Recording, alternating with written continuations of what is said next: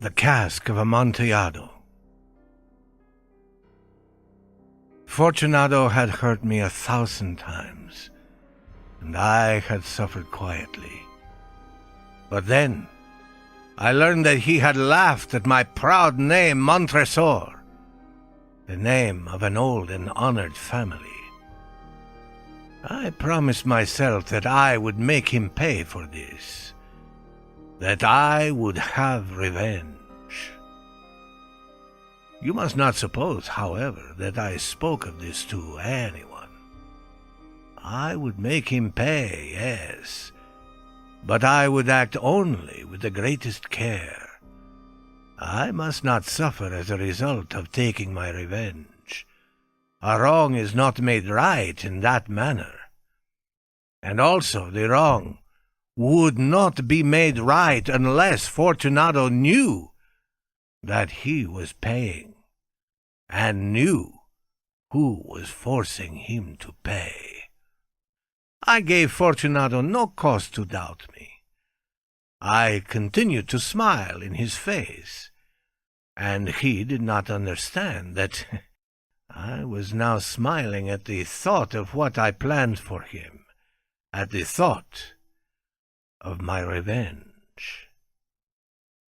Fortunato was a strong man, a man to be feared. But he had one great weakness. He liked to drink good wine, and indeed he drank much of it. So he knew a lot about fine wines, and proudly believed that he was a trained judge of them. I, too, knew old wines well, and I bought the best I could find. And wine, I thought, wine would give me my revenge. It was almost dark one evening in the spring, when I met Fortunato in the street, alone. He spoke to me more warmly than usual, for already he had drunk more wine than was good for him. I acted pleased to see him, and I shook his hand as if he had been my closest friend. "Fortunato, how are you?" "Montresor, good evening, my friend." "My dear Fortunato, I am indeed glad that I have met you. I was just thinking of you, for I have been tasting my new wine. I have bought a full cask of a fine wine, which they tell me is Amontillado. But Amontillado? Quite impossible." "I know. It does not seem possible. As I could not find you, I was just going to talk to Lucrece. If anyone understands wines, it is Lucrece, eh? He will tell me—" "Lucrece? He does not know one wine from another." "But they say he knows as much about wines as you know." "Ha! Come, let us go." "Go where?" "To your vaults to taste the wine." "No, my friend, no. I can see that you are not well, and the vaults are cold and wet." "I do not care. Let us go. I am well enough. The cold is nothing." "Amontillado? Someone is playing games with you. And Lucrece? Lucrece knows nothing about wines. Nothing at all." As he spoke, Fortunato took my arm, and I allowed him to hurry me to my great stone palace where my family, the Montresors, had lived for centuries. There was no one at home. I had told the servants that they must not leave the palace, as I would not return until the following morning, and they must care for the place. This, I knew, was enough to make it certain that they would all leave as soon as my back was turned. I took down from their places on the wall 2 brightly burning lights. I gave one of these to Fortunato, and led him to a wide doorway.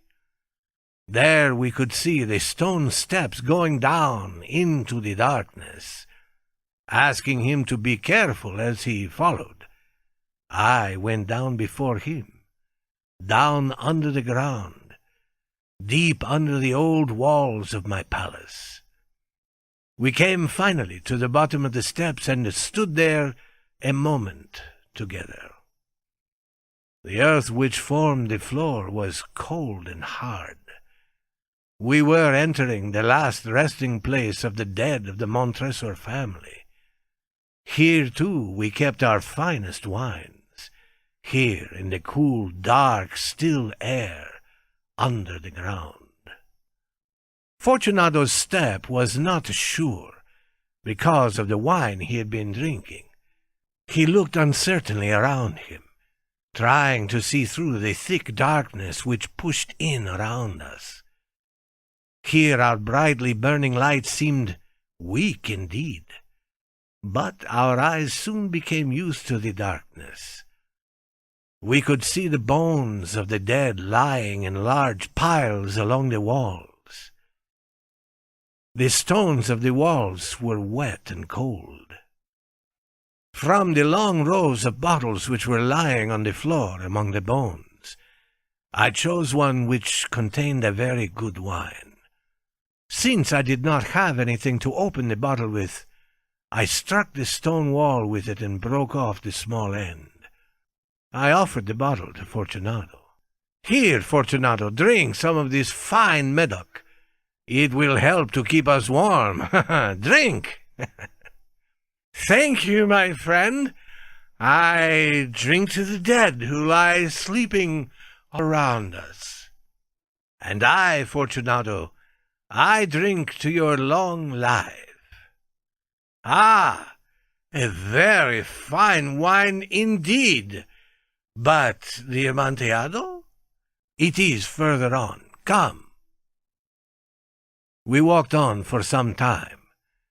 We were now under the riverbed, and the water fell in drops upon us from above. Deeper into the ground we went, past still more bones.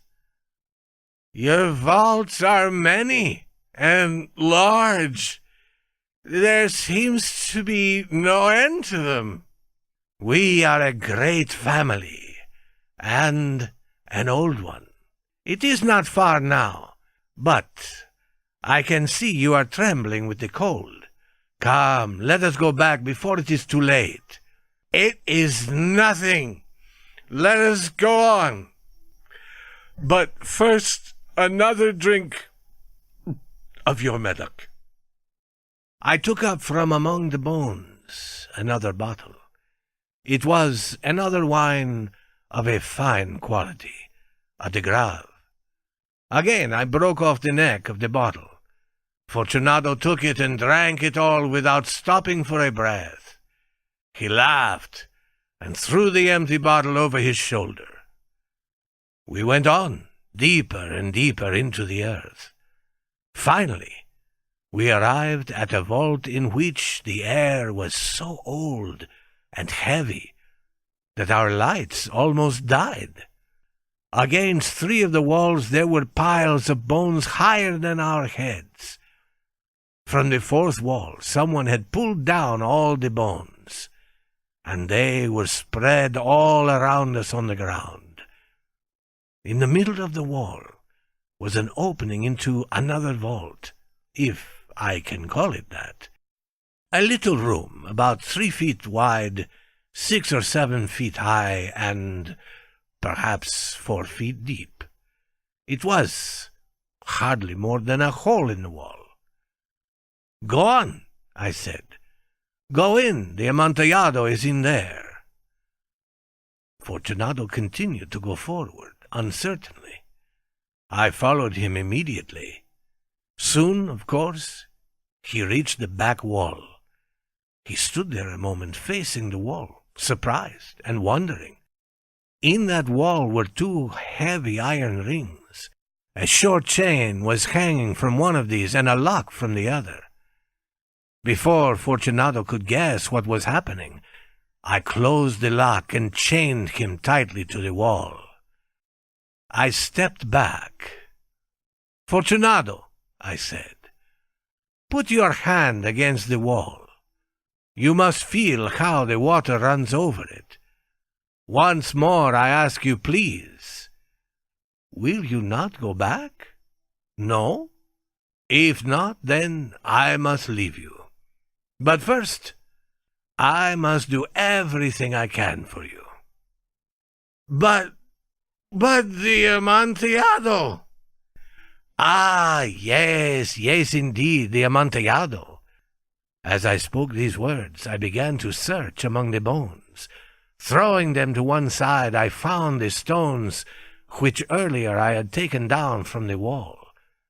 Quickly I began to build the wall again, covering the hole where Fortunado stood, trembling. "Montresor, what are you doing?" I continued working. I could hear him pulling at the chain, shaking it wildly. Only a few stones remained to put in their place. "Montresor, this is a very good joke indeed. Many times we will laugh about it as we drink our wine together." "Of course, as we drink the Amontillado." "But is it not late? Should we not be going back? They will be expecting us. Let us go." "Yes, let us go." As I said this, I lifted the last stone from the ground. "Montresor, for the love of God!" "Yes, for the love of God." I heard no answer. "Fortunado!" I cried. "Fortunado!" I heard only a soft, low sound, a half-cry of fear. My heart grew sick. It must have been the cold. I hurried to force the last stone into its position, and I put the old bones again in a pile against the wall. For half a century now, no human hand has touched them. May he rest in peace.